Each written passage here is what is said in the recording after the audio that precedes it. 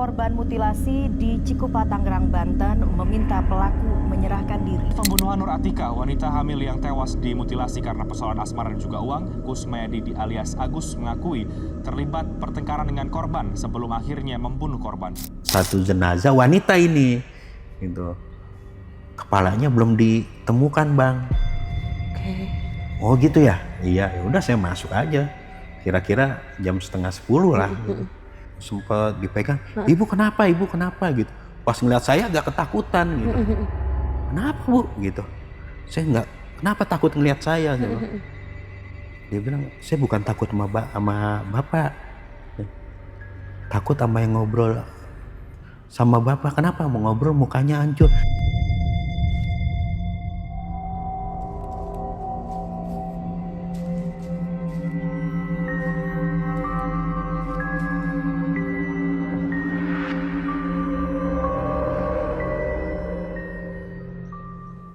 Oke, kembali lagi di Ruang Bincang Fahmi Reza. Kali ini kita ketemu lagi sama narasumber yang kemarin sudah kita undang ya. Nah, untuk kali ini Om Jin atau anak Jin kita undang kembali. Nah, kali ini kita akan menceritakan atau berbagi kisah tentang kasus mutilasi yang pernah menggegerkan pada tahun 2008. Pasti semuanya tahu tentang kasus mutilasi Atika.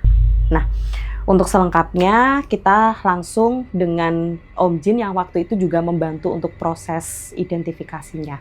Seperti itu ya. Nggak usah lama-lama. Selamat siang. Ketemu lagi sama Om Jin. Ketemu lagi sama Mbak Siska. Iya. Aduh, selalu penasaran nih kalau sama Om Jin nih, Kak, kisahnya banyak banget ya. Sampai wah, bisa berepisode-episode nih kayaknya ya, diundang ke Ruang Bincang lagi nih kayaknya.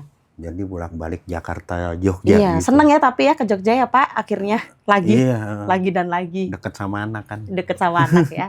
Oke, nah ini Pak sempat penasaran ya. Jadi kan kasus mutilasi Atika ini kan sempat menggegerkan sekali ya. Iya. Di tahun 2008 sampai menyita perhatian banget waktu itu ya. Iya. Sedikit tahu gitu, waktu itu kan juga seliweran ya beritanya gitu. Nah, penasaran nih, kan kebetulan Om Jin juga terlibat dalam proses identifikasi ya, otopsi gitu ya, Om ya. Nah, langsung saja diceritakan dari awal itu bagaimana sampai akhirnya tuh menangani kasus ini gitu. Iya, Mbak Siska. Bagi kami tahun 2008 itu musimnya mutilasi. Oh ya. Kisaran ada 8 atau 9 mutilasi yang berada di Jabodetabek, tapi hanya terungkap 3 kasus. Satu ini Atika, kedua Rian Jombang, ketiga ini ada salah satu ibu-ibu Sri apa namanya, itu memutilasi suaminya. Jadi kepalanya misalkan kakinya ditaruh di bus Maya Sari Bakti itu di terminal Kalideres tuh. Ya, terus badannya di bis ini, dan dia juga sempat membawa palanya diangkot. Makanya Bapak menjuluki 2008 tahun mutilasi. Saking banyaknya kasus. Iya. Nah, yang membekas menjadi trauma saya adalah kasus yang pertama. Yang tadi disebutkan Mbak Siska tuh. Sebenarnya nggak sengaja Mbak Siska. Oh iya. Pengalaman itu benar-benar nggak disengaja, tapi membekas sampai sekarang. Pada waktu itu malam saya masuk jam 9. Masuk jam 9. Ya, saya bilang ngopi dulu di depan gitu. Di kamar jenazah saya ngopi, ngerokok gitu kan. Memang area smokingnya di situ kan. Itu saya masuk ke kamar jenazah kan. Di situ juga kan ada unit forensik, kan jadi satu. Itu ada berapa tunawan mayat tidak dikenal gitu kan, kita harus urusi juga kan. Ada 2 Bang gitu. Tapi ada satu jenazah wanita ini gitu. Kepalanya belum ditemukan Bang. Oh gitu ya? Iya, ya udah saya masuk aja. Kira-kira jam 9:30 lah. Gitu. Saya memandikan 2, sudah selesai, saya iseng kan mau ngelihat tuh Mbak Siska. Saya tarik ke lemari pendingin itu. Oh ya udah, memang nggak ada kepalanya. Tidak ada kepalanya. Iya. Nah selesai itu jam 11, setengah 12 lah, saya keluar. Mesen lagi kopi, emang saya suka kopi kan, tadi berapa kali dibikinin. Iya, betul. Udah gitu saya ngopi, ngerokok. Tiba-tiba dari arah kamar rawat inap itu datang seorang wanita. Jalan gitu, pakai sepatu, bunyinya ada tak-tak gitu. Saya bilang, Anggun. Iya. Setelah itu dia menghampiri, kok lama-lama ke saya gitu. Dia bilang gini, sendiri Bang? Iya. Boleh gabung nggak? Oh boleh, saya bilang. Ngobrol-ngobrol, siapa namanya? Tika Bang, dia sebutnya. Kenalannya Tika? Tika. Oh iya, salaman gitu. Biasa kayak manusia gitu, hangat apa, nggak ini. Dan itu, saya bilang gitu, mau minum? Boleh Bang. Teh manis, gulanya sedikit. Request seperti itu? Iya. Udah saya pesen, Cing, teh manis, gulanya dikit, 1. Dibikinin. Datanglah ini, apa namanya, penjual kopi, apa itu. Dia naruh gelasnya, naruh teh itu ke saya. Bukan ke Tika ini. Sudah gitu, saya bilang, nih, rese ini orang, bukan taruh di sana, ada saya geser lah. Minum, ngobrol. Memang saya lagi sedang ada masalah dalam keluarga saya kan pada waktu itu kan, karena istri saya sudah tidak bekerja kan, terus masalah finansial juga agak kewalahan gitu, saya bengong gitu, apa saya lagi cari istri lagi kan begitu. Ya, saya curhat begitu kan sama dia kan, gitu. Terus dia bilang, dia kasih kata-kata ke saya, Abang tahu nggak? Lelaki hebat itu lelaki yang kayak gimana? Saya bilang yang nafkahin anak, istrinya, anak yang bertanggung jawab. Bagi Tika bukan Bang. Laki-laki hebat itu bukan yang istrinya 2, 3, atau 4, tapi 1 dijaga sampai akhir. Iya. Dia bilang gitu? Iya, dia bilang gitu. Abang, kalau Abang kan lagi ada masalah nih. Ya. Abang keluar dulu dari masalah, baru Abang selesaikan masalah dari luar. Kalau Abang di dalam masalah nggak keluar dulu, Abang terlibat masalah. Betul. Bener juga nih. Iya. Padahal dia muda tuh, waktu itu 22 tahun apa dia bilang. Tampilannya muda ya? Muda lah, ya, modis kan pada zamannya kan, 2008. Ngobrol terus kira-kira sampai jam 4 tuh Mbak Siska. Pulang yuk, saya pulang ya, biasa dia jalan gitu. Saya pulang, dipakai motor tuh, ya, tentunya bayar dulu tuh sama warungnya. Ya kopi sama teh manis gitu. Cuman tatapannya agak beda nih warung gitu, kayak heran gitu. Kenapa nih orang ada dalam pikiran pulang anak jin, ya udah dipanggil anak jin. Udah dipanggil anak jin. Iya. Nah, setelah pulang itu pikiran ke dia terus. Iya. Apa namanya? Kebayang-bayang gitu. Kebayang-bayang. Nah, pas datang ke rumah mau subuh lah gitu, dibukain sama istri bilang, kok parfumnya beda, parfum cewek ya? Saya bilang, enggak, saya pakai parfum saya bilang. Enggak nih, beda nih, selingkuh nih katanya. Saya bilang, enggak, saya bilang saya kerja. Oke. Agak sempat ribut lah. Tambah masalah gara-gara wangi nih. Iya, itu saya bilang, saya biasanya kan nggak pernah ganti, ini nggak bawa nih. Itu Bulgari ekstrim kan, dari dulu nggak pernah ganti sampai sekarang. Itu beda malam itu wanginya. Sudahlah, sudah apa namanya, biasanya habis subuh gitu, sarapan dulu, baru tidur saya. Nah di siangnya kan saya masuk malam tuh 3 hari. Siangnya saya duduk bengong. Beda pembawaan saya pada waktu itu. Tadinya kan saya agak ceria gitu, terus sama orang tuh agak gimana ya, mau kemana gitu tuh diem saya. Akhirnya malamnya saya masuk tuh malam kedua. Malam kedua apa namanya, saya masuk, ada berapa jenazah? 1, yaudah saya tangani, pas segala macam. Nah, saya keluar tuh, ternyata udah ada dia. Tika sudah ada di situ dan pakaiannya ganti. Oke. Setelah ganti, yang ngobrol lah. Kali ini dia yang curhat. Oh, oke. Saya janda bang. Waduh, kata saya bilang. Tadinya kan boleh juga nih. Tapi kan udah disekat sama dia laki-laki hebat itu. Yang bukan istrinya 2, 3, atau 4. Tapi satu dijaga sampai akhir. Sampai akhir. Itu luar biasa tuh. Iya, bener juga emang Pak. Harus saya pakai sampai sekarang. Betul, harus. Iya, ini statement yang yang mendukung para wanita itu. Betul, dijaga sampai Iya. akhir. Nah, setelah itu dia bilang, saya janda bang, kok gitu. Tapi hamil kata. Loh, kok bisa janda hamil? Saya bilang gitu. Saya dihamili bang, sama pacar saya. Saya bilang ya udah, minta tanggung jawab. Nggak bisa bang. Kayaknya Tika mau pergi jauh aja. Dia bilang, waduh, ya solusinya itu. Sempat kepikiran mau mau aborsi bang. Saya bilang, oh jangan, dosanya double. Saya bilang double kill itu namanya. Betul. Sudah melakukan ini dan membunuh lagi. Nah, jangan. Dia sempat cerita dia datang ke pacarnya minta uang untuk dia menyebutkan nominalnya pada waktu itu 3 juta. Untuk biaya Pada tahun 2008 besar ya. Ya saya nasihati janganlah, ayo minta, nggak bisa bang pokoknya. Tuh, kami tuh bicara serius sama dia tuh. Nah ibu-ibu nih lewat itu teriak Mbak Siska. teriak. Wah gitu kan, lari ibu-ibu. Security kan ngejar. Dan saya juga, kenapa tuh ibu-ibu? Tika bilang, nggak tahu, lihat bang, takut kenapa-napa. Saya tinggal kan. Si Tika tuh, saya ke ibu-ibu tuh, sempat dipegang. Ibu kenapa gitu. Pas ngeliat saya agak ketakutan gitu. Kenapa bu? Gitu. Saya nggak, kenapa takut ngeliat saya gitu.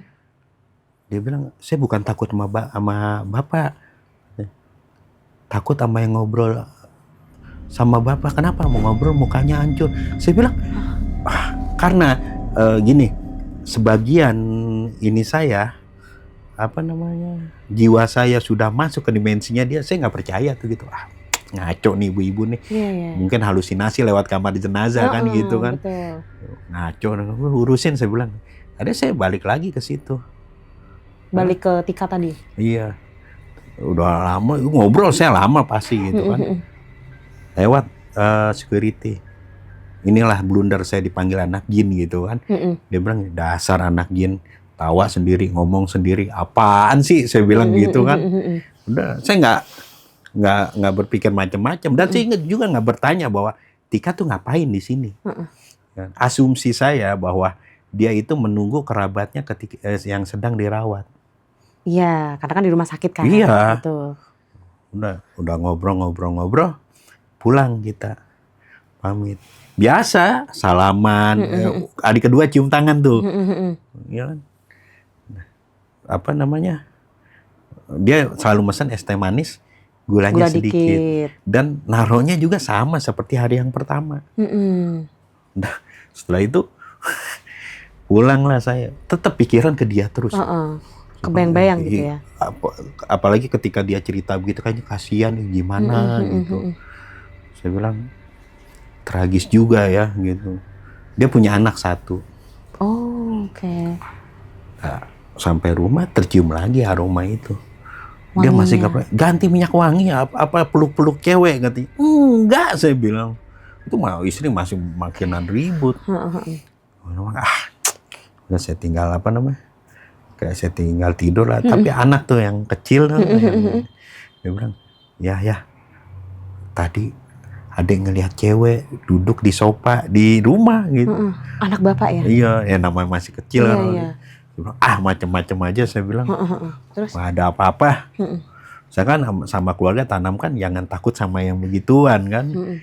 Nah, saya tidur segala macam biasa.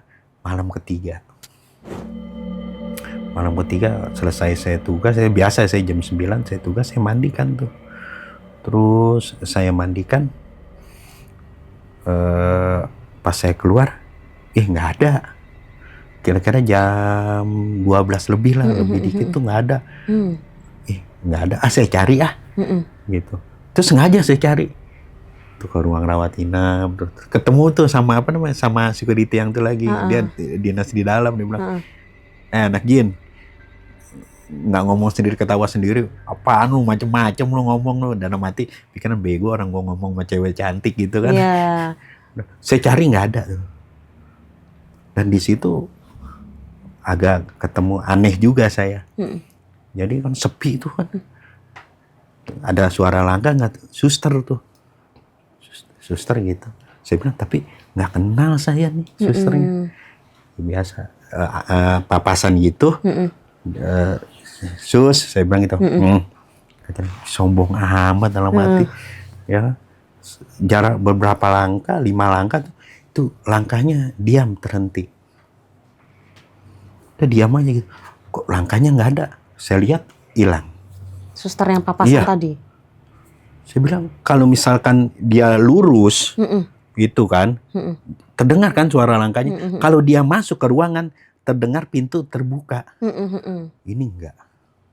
Saya bilang, macem-macem aja. Saya tetap nyari, nggak ada, mungkin udah pulang Tika ini kan, karena keluarganya sudah sembuh. Gitu. Udah, saya ke biasa tempat saya duduk kan. Nggak lama datang dia dari arah ini. Itu dia belum pulang. Dia cium tangan, Bang, iya. Nah itu, ini malam terakhir Tika, Bang, di sini, Bang. Bilang gitu? Iya. Oh, Tika mau pulang kan. Oh ya udah, saya bilang. Maaf ya, Bang, kalau kemarin Tika bercanda, katanya apa namanya, ada kata-kata salah. Oh enggak, apa namanya, biasalah kalau ini bercanda gitu. Kan saya lapar gitu, saya belum makan nih, mau makan nggak? Boleh, Cing, Indomie 2. Terus penjual kopi sama mie gitu manggil, sini anak Jin, ada apaan sih, Cing? Gitu. Lu jangan gila, katanya. Jangan gila kenapa? Lu kemarin minum apa? Teh manis gulanya dikit, mesen tapi nggak diminum. Udah, Cing, jangan gila, Cing. Bikinin aja, kan dibayar ini. Udah terserah. Tapi nanti kalau mateng, lu ya yang ngambil ke sini. Iya. Saya agak kesel juga. Udah, saya kemarin situ agak ngobrol dikit, nggak lama. Apa namanya? Siap kan mie instannya. Saya dipanggil, nih bawa. Saya bawa udah. Kelihatan saya dimakan, diminum teh manis. Sama Tika ini ya? Iya, udah makan, ngobrol apa segala macam. Sampai pamit, maafin Tika ya, gitu, doain Tika ya, udah cium tangan, jalan biasa sampai dia hilang. Itu di situ ada rasa kehilangan tuh, karena udah 3 hari ngobrol, Mbak Siska. Benar. Ya, untung saya nggak kepleset Mbak Tika gitu. Iya. Gitu. Nah, setelah itu udahlah pulang, kan hari ketiga tuh, saya besoknya libur. Oke. Nah, hari kelima saya masuk lagi. Saya emang suka masuk malam, enak soalnya sepi. Shift gitu, malam gitu shift ya? Malam ya. Terus saya masuk gitu. Bang, kepala yang wanita tanpa kepala itu, kepalanya ditemukan, Bang. Abang urusi jahit apa sambung gitu. Itu pesan dari dokter ya. Oh, ketemu kepalanya. Iya, ketemu. Itu hari kelima tuh. Nah, setelah saya masuk, saya lihat kan kepalanya. Wah, lemes saya. Langsung tersandar ke lemari pendingin. Ternyata yang ngobrol 3 malam dengan saya, itu wajahnya yang saya lihat. Wajah Tika. Tika itu. Dan saya buru-buru kan cari informasi gitu. Sampai saya apa namanya, dipapah juga sama petugas kamar jenazah saya. Bang, tenang. Karena lemes ya. Iya. Shock. Saya walaupun ngelihat mayat yang hancur apa segala macam sering, tapi ketika mengalami kejadian itu shock saya. Oke. Kenapa? Ntar gue ceritain gitu. Orang yang saya kejar pertama adalah saksi mata saya. Siapa? Penjual kopi. Si Cing yang dipanggil Cing itu. Cing, gila Cing, gue disetanin Cing. Apa? Saya ceritain kan, 3 malam gini. Kan gue udah bilang, lu mesen teh manis nggak diminum, mesen mie nggak dimakan. Sepenglihatan gue dimakan, Cing. Sepenglihatan gue diminum. Gitu. Terus security ingat, kan gue juga udah bilang, Bang. Dia ikut kan. Iya. Kenapa? Lu ngomong sendiri, ketawa sendiri. Itu begitu tuh. Saya bilang, astagfirullahaladzim. Ya tetap tugas saya selesaikan. Tapi yang memandikan bukan saya kan. Karena itu wanita. Ada petugas wanita juga. Sendiri, iya, ya? Bahaya saya kalau saya yang mandikan wanita kan. Memang prosedurnya memang sesuai jenis kelamin. Nah pulang saya shock itu seminggu, Mbak Siska. Ini yang waktu Bapak diminta untuk menjahit, mohon maaf, kepala, tapi Bapak yang menjahit, memprosesnya itu Bapak. Shock sekali berarti Pak ya? Iya, perasaan nggak karuan Mbak Siska. Udah ngobrol 3 hari ternyata. Ada sedihnya, ada shock, takutnya gitu kan, ada merindingnya, itu luar biasa. Dan itu seminggu saya langsung berubah total. Ya saya bilang yang tadinya saya ceria gitu itu jadi diam dan diperhatikan oleh guru saya, guru ngaji ya. Ini orang ada apa nih, dan diruqyah lah oleh dia. Jadi Bapak sehari-hari jadi kayak pendiam gitu, ada perubahan gitu. Oh luar biasa, sama istri marah-marah akhirnya diruqyah ya tersadarlah saya. Dan kasus ini tidak berhenti di situ saja. Masih ada lanjutannya. Dan saya bilang ini trauma saya dari tahun 2008 sampai sekarang. Mohon maaf Pak, itu yang kasus Atika itu motifnya apa ya waktu itu? Oh ya,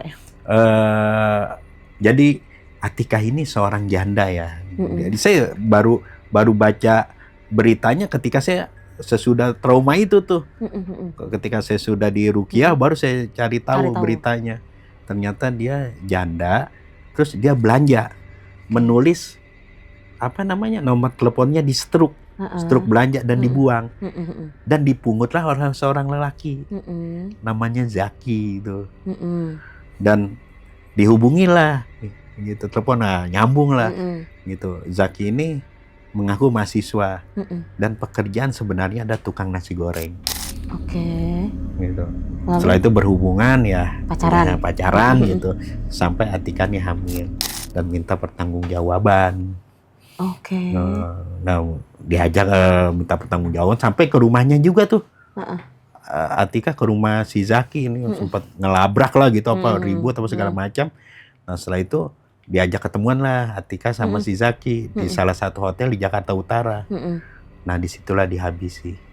Di hotel ya Pak? Ya kepalanya dibuang ke sungai dekat situ. Ya banyak sebenarnya banyak podcast yang mau mengangkat masalah ini, ya tetapi tadi kan saya saya perlihatkan karena dihentikan kan sama dia, ada aja kendalanya. Semoga podcast ini aman ya guys. Oh aman, karena saya pada waktu itu sudah bukan membicarakan masalah Atika ya, podcast itu saya podcast di channelnya Mbak Ria Puspita. Dan dia bilang, gila ya pengikutin sekarang, lu yang bener lu gitu. Yang bener bener gitu. Tarianya lihat dia. Ada yang ngikut. Dia ngerasakan, dia ngikut, dan saya dikasih masukan materi ini begini dan terungkap lah di situ saya. Kenapa sih anak jin katanya nggak pernah takut di tempat serem segala macam. Ternyata katanya ada 1.300-an lebih jin korin yang mengikuti lu katanya. Yang bener jangan ini benar katanya. Termasuk ini satu. Dan dia yang jaga lu dari tahun 2008 sampai sekarang. Oh iya. Ya. Itu yang bagi saya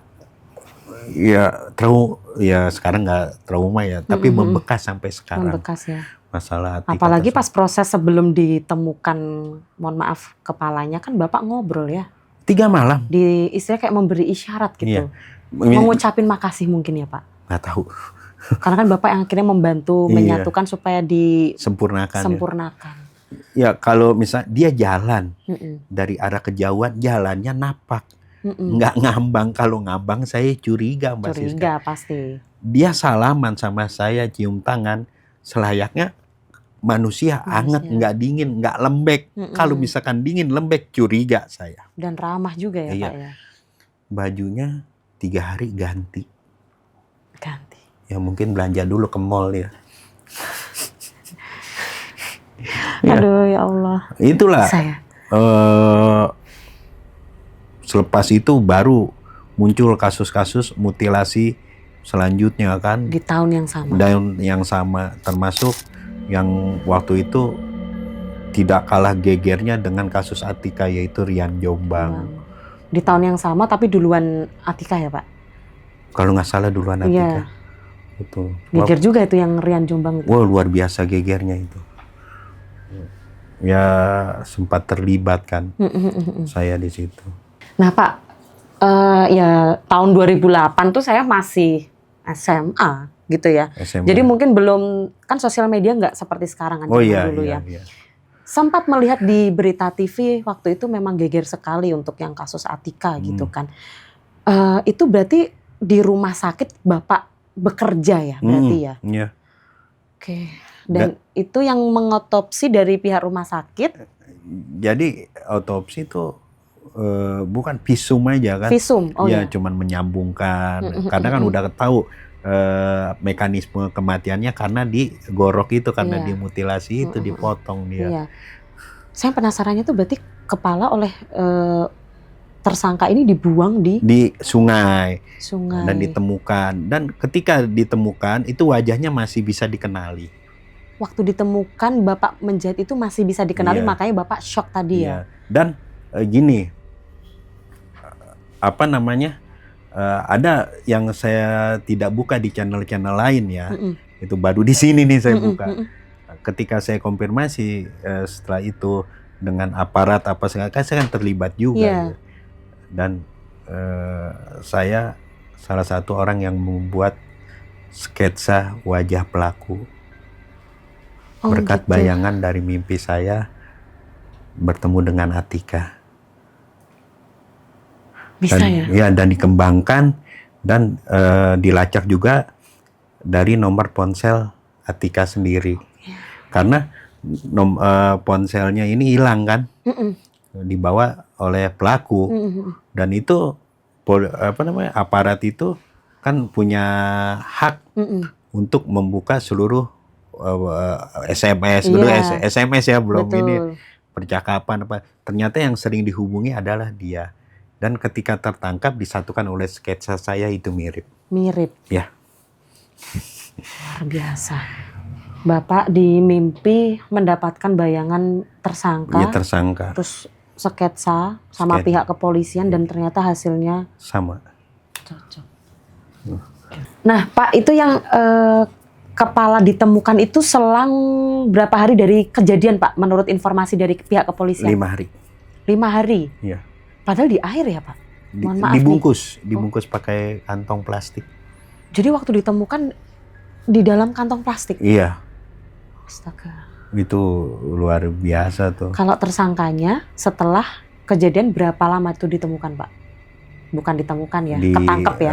Tertangkap kurang lebih kisaran antara 5 hari atau 7 hari lah. Cepat juga ya. Dan dalam mimpi itu ya saya dikasih bayangan pelakunya. Makanya saya membantu aparat untuk membuat sketsa. Nah, dulu kan nggak ada CCTV kan? Betul. Oh, di ini jarang lah CCTV, apalagi itu dimutilasinya di dalam kamar hotel. Iya. Kamar hotel. Jadi tubuhnya itu, bagian tubuhnya diletakkan di bawah tempat tidur. Oh, jadi setelah memutilasi itu tubuhnya disembunyikan di bawah Tempat tidur. Astaga. Kepalanya aja dibawa pulang oleh pelaku. Cara bawahnya Pak? Pakai plastik dia. Ditempel. Dan ternyata pelakunya itu kampungnya sebelahan sama saya. Oh. Jadi saya ini di Petamburan, Jakarta Pusat. Dia tuh agak di seberangnya di Kota Bambu tuh. Itu masuknya Jakarta Barat, padahal cuma seberang jalan kayak di depan gitu. Ini kan ada perbatasan Jakarta Pusat dan Jakarta Barat. Dan itu sempat geger di situ. Dan dia ngakunya mahasiswa kan, padahal tukang nasi goreng. Tukang nasi goreng. Dia sudah punya anak istri juga. Oh iya? Iya. Astaga. Makanya kan Atika berpesan kan, lelaki hebat itu bukan istrinya 2, 3, atau 4, tapi 1 dijaga sampai akhir. Dengerin. Dengar. Dijaga Pan sampai akhir hayat. Iya, iya. Ini pesan beneran ya Pak? Iya. Dan kata-kata itu sering saya sering saya bilang sama kawan-kawan saya, lu tahu nggak laki-laki hebat kayak apa? Saya jelasin, itu dapatnya dari makhluk halus. Iya. Kali dia juga korban toh Pak. Apa? Korban ketidaksetiaan dan Iya. tidak bertanggung jawab itu tadi Iya. kan. Makanya terus saya ambil benang merahnya lagi ketika dia bilang, kalau kita punya masalah, keluar dulu dari masalah, selesaikan masalah dari luar. Jadi dia meninggal dulu, keluar dari masalah, dan diselesaikan lewat mimpi saya, masalah sketsa. Astaga. Pantas ya, dia ramah, pamit juga sama Bapak. Gini ya, Aduh, merinding. saya kalau bahasa terkesima ketika memandang dia. Kan tadi fotonya saya kasih lihat kan. Waktu nemuin Bapak itu pakai hijab? Iya. Karena yang di Google itu kan foto almarhum pakai jilbab ya? Iya. Itu ya iya biasa gitu. Tapi kan pada waktu itu karena saya nggak curiga gitu kan, saya kan nggak baca-baca berita apa segala macem kan, buat apa kan, saya cuma lihat nggak ada kepalanya. Udah. Itu berarti ditenteng ya Pak ya, bawa keluar dari hotel tuh? Iya. Menurut pengakuan dari petugas hotel, Iya. kepolisian memang tersangka mengaku membawa keluar itu di tenteng aja, Iya, pakai kantong kresek. kantong kresek. Tapi itu kurang sadis. Gimana Pak? Yang sadis yang kasus ketiga, Apa itu? yang memutilasi suaminya Di tahun yang sama? di tahun yang sama. Oke. Jadi itu potongan tubuhnya disebar di bus, di angkot, dan dia sempat memegang kepalanya di kantong plastik juga. Di angkot tuh sempat dipangku kepalanya tuh. Dan di situ banyak penumpang nggak sadar. Astaga. Dan terungkapnya kasus itu adalah dari tato macan di badannya korban. Tato macan, oke. Iya, adalah beritanya itu. Oh, itu Bapak juga yang, Iya, yang memproses identifikasi ya? Iya, yang apa namanya? Yang nyatuin. Yang nyatuin. Iya, nyatuin gitu. Nah, ini penasaran nih Pak. Jadi kalau misalnya ada korban mutilasi gitu, Bapak sudah sebiasa itu untuk menyambung bagian-bagian badan Ya, juga? kayak puzzle gitu Iya. ya. Ya sudah lah. Saking biasanya ya Pak? Kalau mutilasi gitu nggak terlalu hancur kan karena ada potongan-potongan. Iya. Yang susah untuk menyatukan ketika dia terlindas tronton, truk gitu, puso gitu, kontainer ya, itu kan hancur gitu kan. Bagaimana kita bisa disempurnakan gitu kan? Bagian ketika misalkan dia dibuat pocong gitu kan, pocongan jadi kelihatannya sempurna. Iya. Ada lagi kalau yang lebih ini mah ketabrak kereta Mbak Siska. Oh, astagfirullah. Itu kan udah hancur ya. Iya. Jadi saya bilang di Jakarta itu ketika ada yang misalkan tertabrak kereta itu yang memunguti itu dari palang hitam. Baru lari ke saya. Nah, disitulah saya kayak main puzzle. Oh ini bagian ininya. Karena mohon maaf hancur nih ya. Iya. Bapak nyatu-nyatuin gitu. Dan ada ketika fotonya ada tuh yang tertabrak puso tuh ada fotonya kan. Tadi saya kasih lihat nggak mau kan. Jangan Pak. Itu bukan janggal tuh di situ tuh. Janggalnya Jadi, gimana Pak? janggalnya ya diganggu, security diganggu apa segala macam. Ya kan. Sampai dia nelpon saya, "Chan lu kemari lagi." Itu jam 2 malam tuh saya siang ya. Jadi saya pulang itu jam 2 suruh ke situ. "Chan, dengar apa tangisan di kamar jenazah." Saya perhati, oh iya. Itu gue digangguin terus. Apa namanya ini pintu di kubrak-kubrak gitu. Itu pasca menangani jenazah itu ya. Ya udah, no lihat no katanya. Lu gila bang. Katanya. Lu lihat Gino gitu, lu gila bang. Katanya. trauma gue, ketakutan gue tadi pintu digedor-gedor belum hilang. Ini gue suruh lihat sama gue lihat pas buka pintu gitu, itu kan ada bak bak buat memandikan kan gitu, buat meletakkan jenazah. Pas bang, ada bang, dia bang, saya bilang nggak ada. Ada. Iya, sosoknya. masih darah apa segala macam ya, masih terbujur. Saya bilang nggak ada. Ada bang, udah tutup gitu. Itu saya luar biasa tuh. Tapi kalau sekarang dengan profesi Bapak yang sering di ruangan jenazah itu masih sering diganggu nggak Pak untuk hari-harian Bapak kerja tuh? Gangguan pasti ada. Seperti lemari pendingin jenazah tuh, lemari jenazah bisa. Itu sering ada yang buka, nutup bruk sendiri. Itu Bapak udah biasa aja? Ya namanya udah jadi temen kali ya. Iya. Namanya anak jin kan temennya setan gitu. Jadi setiap hari di ruang jenazah ketika Bapak bekerja pasti akan ada Nggak cerita nggak tiap hari, kadang-kadang intensitasnya aja. mungkin. Iya, guru saya dokter aja kan, dia suka ini juga, suka ada rasa takut juga dokter. Harun gue sendiri gitu, dia cerita gitu. Itu jenazah kadang-kadang bergerak. Iya. Bagi kami tim forensik atau pengurus jenazah, pemulasara jenazah, itu takutnya bukan sama mayat, Mbak Siska, bukan sama setan, tapi sama orang hidup. Takut kita, ya kan? Lebih baik ngurusi orang meninggal daripada orang hidup. Orang hidup banyak drama ya Pak? Oh, kalau orang meninggal nggak nuntut apa-apa, diam aja. Iya kan? Ketawa. Iya kan? Kalau orang hidup kita mandikan, apalagi orang gila kan? Ngurusin orang gila lebih susah daripada ngurusin orang meninggal. Ya gitu. Saya ditanamkan oleh guru saya, alah gitu. Tapi kadang-kadang banyak gangguan juga. Kan saya dengar rumah sakit tempat Bapak bekerja ini termasuk rumah sakit yang sangat besar dan terkenal. Iya, bener ya? Kuno juga. Iya, kuno juga. Nggak usah sebut nama, pasti tahu ya. Gede gitu di Jakarta gitu kan. Itu berarti setiap hari pasti ada jenazah ya Pak? Iya, karena di situ sentral gitu. Orang-orang dulu menyebutnya ya. CBZ. Apa itu Pak? Kalau bahasa itu kan singkatan dari bahasa Belanda ya. Gitu. Bahasa sini rumah sakit rumah sakit pusat gitu, rumah sakit pusat ya gitu. Tapi ininya singkatannya CBZ. Oh, orang tahu mana? Cibiset gitu kalau orang-orang Jakarta. Oh, sana ya udah pada tahu ya istilahnya ya. Memang rumah sakit itu pertama awal ketika saya ditugaskan situ, creepy nih. Gitu. Iya. Kan banyak tuh cerita tahu Blanggar. Blanggar itu tempat ketika mau ada misalkan di IGD jenazahnya, itu blanggarnya ditarik untuk membawa jenazah. Kayak ya dorongan itu, iya kan, kayak di depan tuh, betul. Ya, kan ada tutupnya tuh besi. Nanti saya kasih contoh fotonya gitu. Itu pas kejadian yang tertabrak Puso tadi, itu tuh ada yang angkat gitu, itu dibanting duar. Oh, kayak gerakan membuka terus di. Iya. Terus juga kan saya sering lewat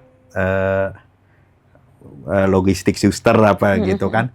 Saya sering situ, sering numpang ya sering minum susu suster kan di situ. Maksudnya susu untuk minuman suster gitu. Jangan kemana-mana, maaf ya. Jadi, oke, lanjut. Iya kan. Jadi di situ logistik suster, susu untuk minum suster saya sering minum tuh. Minta dong gitu. Enak banget jadi suster dikasih ininya, ambil bang gitu. Ya, saya minum. Itu kalau lewat situ pasca kejadian itu seminggu tuh, itu sering ada mereka ada yang nggak pakai hijab, itu sering ada yang ngituin pas segala macam. Megang gitu. Digerai gini rambutnya dari belakang. Itu kadang-kadang ada yang gini dia. Oh, iya. Itu yang di Blanggarnya itu sempat teriak semua, wah, susternya. Kenceng pasti ya. Iya. Berarti kalau Pak Om Jin nih, untuk menangani kasus mutilasi yang paling berkesan itu berapa kasus itu Pak? banyak ya mutilasi ya. Yang paling berkesan ya cuman satu ini, Atika. Ya paling RJ ini Rian Jombang.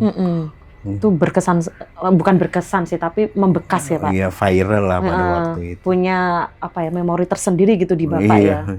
Saya bilang ini pengalaman pribadi saya masalah Atika yang saya rasakan sampai sekarang.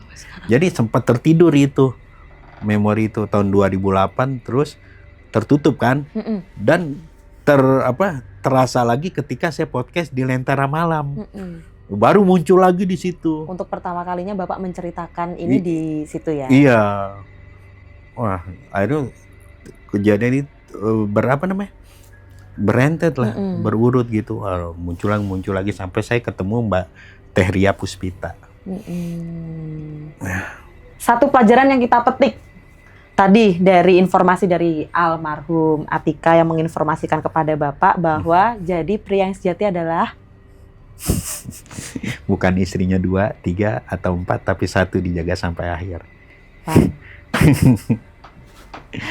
Thank you Pak Chandra. Sama-sama. Aduh.